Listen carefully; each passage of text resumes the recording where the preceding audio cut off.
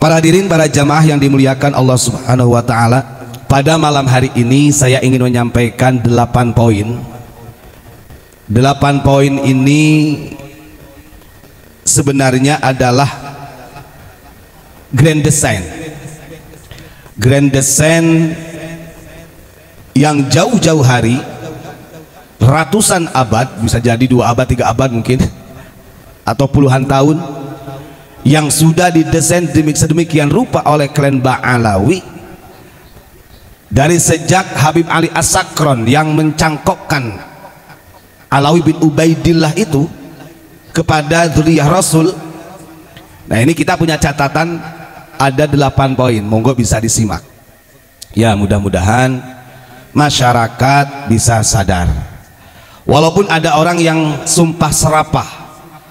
Tadi ada yang ngomong kayak gini, wah kalau bahas nasab terus nanti anaknya jadi bandar narkoba. Lihat aja anaknya dia itu nanti. Nah, ini orang-orang seperti ini kan nggak paham. Andaikan kita buka yang sebenarnya gitu kan, ya kita nunggu reaksi saja, nunggu reaksi. Saya pernah menyinggung sebelum 8 poin ini, saya pernah menyinggung mengenai tentang Alexis yang ada di Jakarta. Ini adalah poin sangat besar sebenarnya, dan harapan kita sebenarnya setiap malam menyampaikan seperti ini adalah bukti pedulinya kita terhadap anak bangsa, bukti pedulinya kita terhadap integritas Negara Kesatuan Republik Indonesia, kan begitu. Daripada anak bangsa ini selalu dicekoki dengan dawir-dawir, kemudian dicekoki dengan keramat-keramat yang mengatasnamakan dzurriyyah Rasul. Nah, ini kan bahaya. Maka sampai kapanpun tidak mengurangi rasa hormat kepada klan Ba'alawi, dan ini bukan bentuk kebencian. Jadi kalau sampai ada orang mengatakan ini adalah pembenci, wah ini orang tidak paham. Terlepas itu orang mau mengatakan apapun, tapi sampai kapanpun kita akan selalu memberikan penyadaran kepada seluruh pribumi yang ada di Nusantara, khususnya warga-warga Nahdliyin, kan begitu. Baik, apa saja 8 poin yang sudah didesain sedemikian rupa oleh kelompok klan Ba'alawi? Yang pertama, ini analisa sesuai dengan rekam jejaknya Ba'alawi di Indonesia, para habaib Ba'alawi di Indonesia. 1, bisa dicatat ya. Yang pertama, mengkooptasi umat Islam dengan nasab Rasulullah Shallallahu Alaihi Wasallam. 1, ya. Yang kedua, mendakwahkan kemuliaan nasab Nabi, merendahkan umat Islam.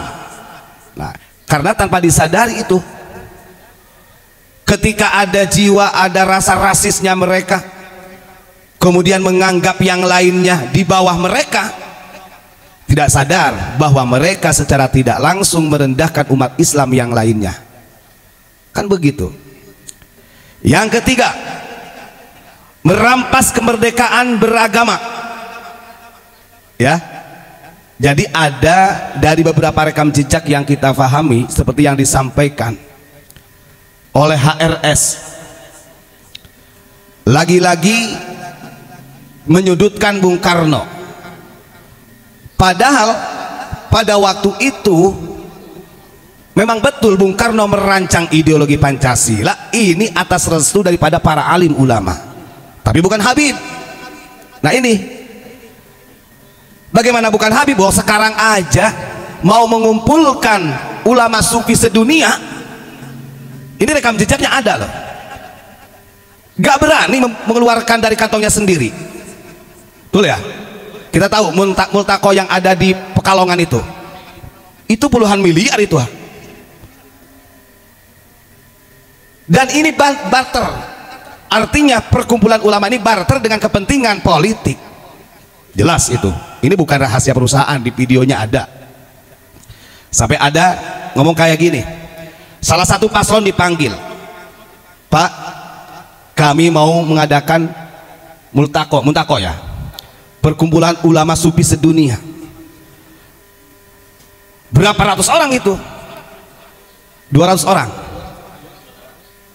Yang pada akhirnya setelah menyampaikan kepada salah satu paslon, di situ ada barter politik.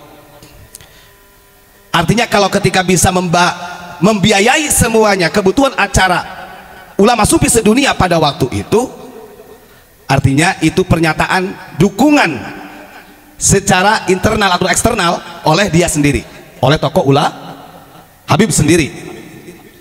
Akhirnya di situ terjalinlah kesepakatan berapa puluh M, kan begitu.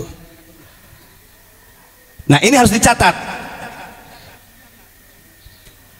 Padahal kalau kita lihat ulama-ulama yang ada di Indonesia itu lebih kaliber, dan sangat sedikit ulama-ulama yang di Indonesia diundang, kan begitu. Ini namanya kontrak politik, mudah-mudahan dijauhkan ya. Terus kemudian yang keempat, mematikan keberadaan pahlawan nasional dan pahlawan yang ada di Nusantara. Ini jelas banyak para pahlawan yang sampai dini hari yang dinafikan oleh mereka, sehingga ketika ada penafian daripada pahlawan nasional, disinilah ada penggeseran sejarah-sejarah yang dirubah secara sengaja. Nah, ini harus hati-hati. Bahkan termasuk mematikan Nusantara dengan memalsukan sejarahnya. Udah jelas ya. Mereka klan Ba'alawi menganggap Nusantara diislamkan oleh para habaib. Nah, ini kegoblokan ini. Imigran Yaman datang ke Indonesia itu kapan? Maka dengan jelas kita sampaikan, yang membawa Islam ke Nusantara bukan habaib dari klan Ba'alawi, tapi As-Sayyid Asy-Syarif melalui Wali Songo. Itu yang jelas. Nah, itu senangnya mengaku-ngaku gitu mereka itu. Tuh, itu poin yang ini 8 poin tak bacain ya. Poin yang keempat. Kemudian poin yang kelima, menghilangkan bukti sejarah Nusantara dengan ba'alawisasi makam, pemalsuan makam, dan pembuatan makam palsu dengan marga Habib Ba'alawi. Banyak ini. Wong kita di Tangerang ini mas saksi nyata ya, di Tangerang. Gus, kita waktu di Labuan ya Gus ya, habis acara muktamar di Lampung, kita ziarah di Labuan, di Pantai Carita ya, di Pantai Carita. Di situ ada makbaroh. Kemudian informasi dari salah satu warga di sana, ini sebenarnya adalah makbarohnya tokoh masyarakat yang ada di sana. Tapi setelah ada oknum Habib yang datang, kemudian dijadikan Habib. Habib siapa namanya Gus? Habib Ibrahim Al-Idrus. Nah, Idrus mana? Padahal itu tokoh masyarakat yang ada di situ.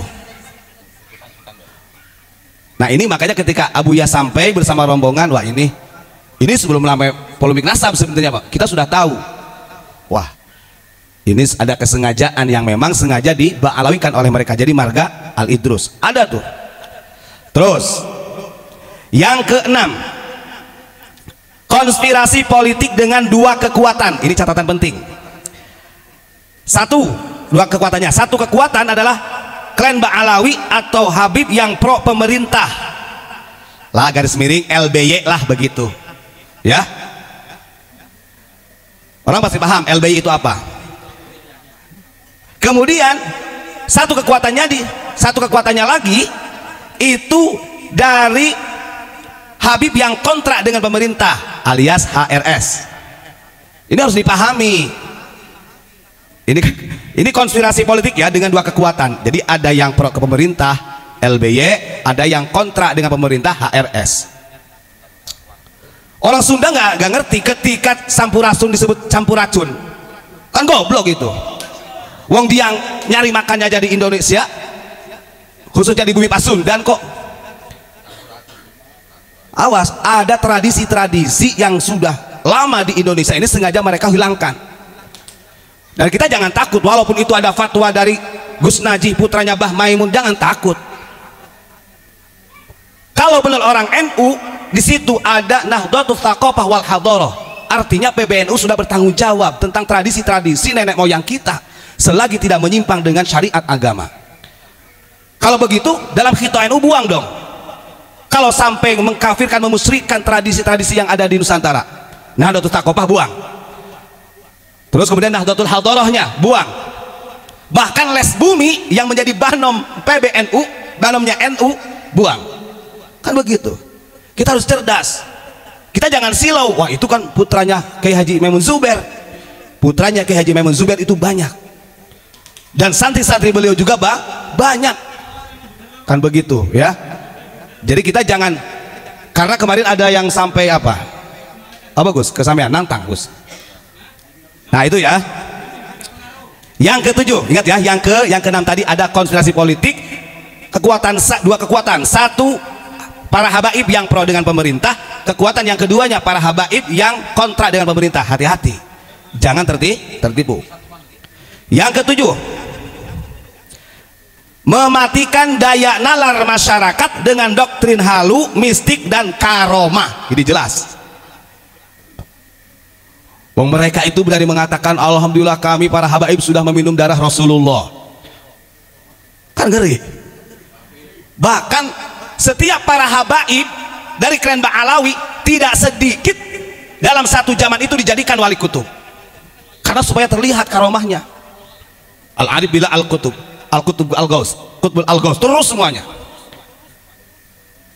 Bahkan dari ceramahnya, dawir-dawirnya, mereka betapa memuliakan berlebihan ketika menceritakan Faqih Muqaddam. Sampai ada salah satu habib yang mengatakan, Faqih Muqaddam itu di dalam wasiatnya, walaupun saya di dunia tidak semasyhur seperti Syekh Abdul Qadir Jailani, katanya, kalau di hadapan Allah martabat kewalian saya lebih tinggi dari Syekh Abdul Qadir Jailani.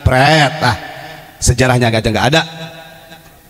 Maka ada tuh salah satu yang mengatakan, bedanya Yaman dengan Indonesia kalau tahlil, katanya, kalau orang Indonesia tawasul ke wali kutubnya itu Tuan Syekh Abdul Qadir, tapi kalau di Yaman tawasul kepada wali kutubnya Faqih Muqaddam.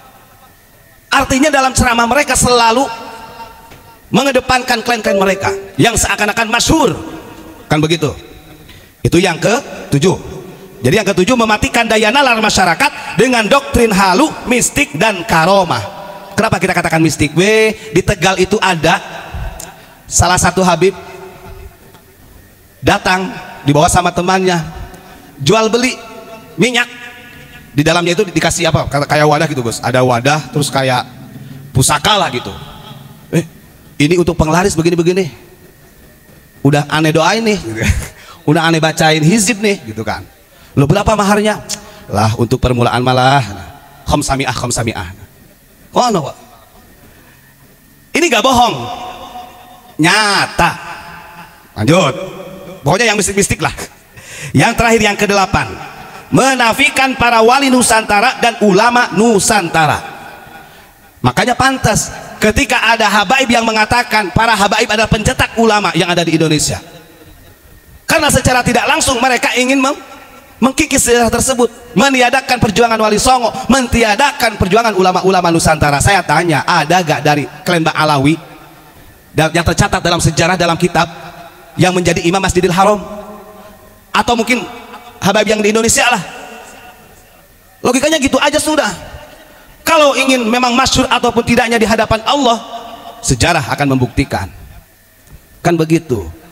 Orang makbarohnya Asy-Syarif Husain bin Ahmad